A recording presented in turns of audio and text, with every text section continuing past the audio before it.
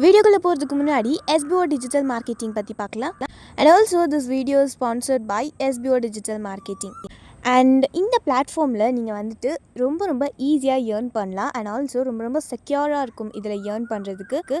இதை பார்த்தீங்கன்னா full details வேணும்னா உங்களுடைய நேம் அண்ட் குவாலிஃபிகேஷனை நான் சொல்கிற வாட்ஸ்அப் நம்பருக்கு சென்ட் பண்ணுங்கள்.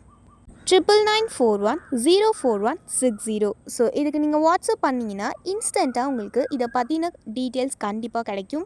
அண்ட் இந்த சான்ஸை மிஸ் பண்ணாதீங்க. இதை பற்றி இன்னும் நிறைய தெரிஞ்சுக்கணுன்னா டிஸ்கிரிப்ஷன்லையும் லிங்க் கொடுத்துருக்கேன். மறக்காமல் நான் சொன்ன வாட்ஸ்அப் நம்பருக்கு நீங்கள் மெசேஜ் பண்ணுங்கள். ஸோ இப்போ வாங்க வீடியோக்குள்ளே போகலாம்.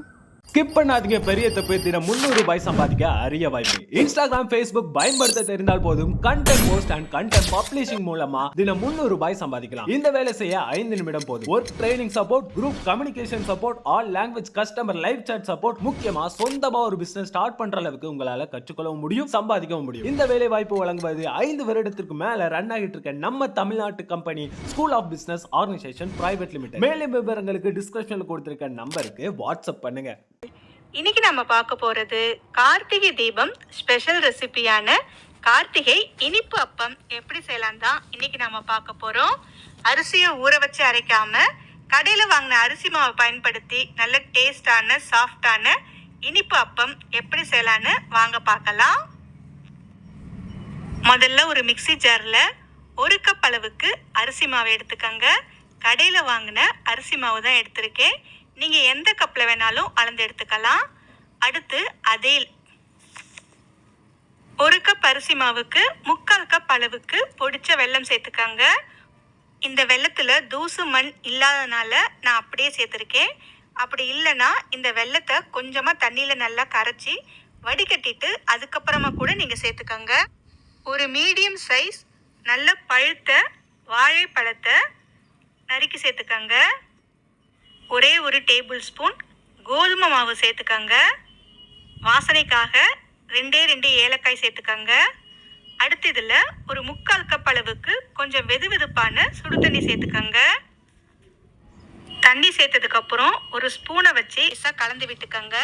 இல்லைன்னா அரைக்கும் போது தண்ணி வெளியே வர வாய்ப்பு இருக்கு. ஒரு முறை கலந்து விட்டதுக்கு அப்புறம் உங்களால் எந்த அளவுக்கு மைய அரைக்க முடியுமோ அந்த அளவுக்கு அரைச்சி எடுத்துட்டு வந்துடுங்க. அவ்வளவுதான். இப்போ இதை வேறொரு பாத்திரத்துக்கு மாற்றி வச்சிடலாம். இப்போ இதை ஒரு மூடி போட்டு மூடி வச்சிடுங்க. 1 மணி நேரம் அப்படியே இருக்கட்டும். மாவு நல்லா ஊறி அப்பம் நல்லா சாஃப்டாக வரும். இந்த மாதிரி 1 மணி நேரம் ஊற வச்சிங்கன்னா 1 மணி நேரத்துக்கு அப்புறமா கொஞ்சமாக நெய்யில் பொடியாக நறுக்கிய தேங்காயை நல்லா இந்த அளவுக்கு செவக்க வறுத்து இதில் சேர்த்துக்கங்க. அடுத்து ஒரு 1/4 ஸ்பூன் அளவுக்கு கொஞ்சமாக உப்பு சேர்த்துக்கங்க. கூடவே ஒரு பிஞ்ச் அளவுக்கு ஆப்ப சோடா, இட்லி ஆப்பத்துக்கு சேர்க்குற ஆப்ப சோடா சேர்த்துக்கங்க. ஆப்ப சோடா கரையிறதுக்காக ஒரு 2 டேபிள் ஸ்பூன் தண்ணி சேர்த்து திரும்பவும் ஒரு முறை எல்லாமே நல்லா சேர்ந்து வர மாதிரி கலந்து விட்டுக்கங்க. இந்த சமயத்தில் உங்களுக்கு தண்ணி தேவைப்பட்டா சேர்த்துக்கங்க. ரொம்பவும் கெட்டியாக இருக்கக்கூடாது, ரொம்பவும் தண்ணியாக இருக்கக்கூடாது. தோசை மாவு பதத்துக்கு கரைச்சி எடுத்துக்கங்க. அவ்வளவுதான், நமக்கு மாவு ரெடி ஆயிடுச்சு. அடுத்து ஒரு பாத்திரத்தில் எண்ணெயை சூடு பண்ணிக்கங்க.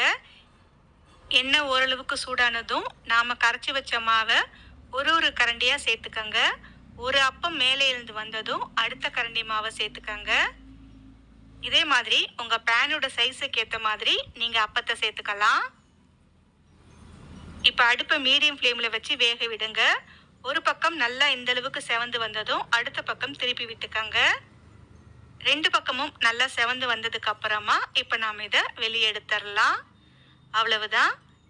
இதே மாதிரி எல்லா மாவையும் சேர்த்து சின்ன சின்ன அப்பமாக பொரிச்சு எடுத்துக்கங்க. அவ்வளவுதான் ஃப்ரெண்ட்ஸ். இந்த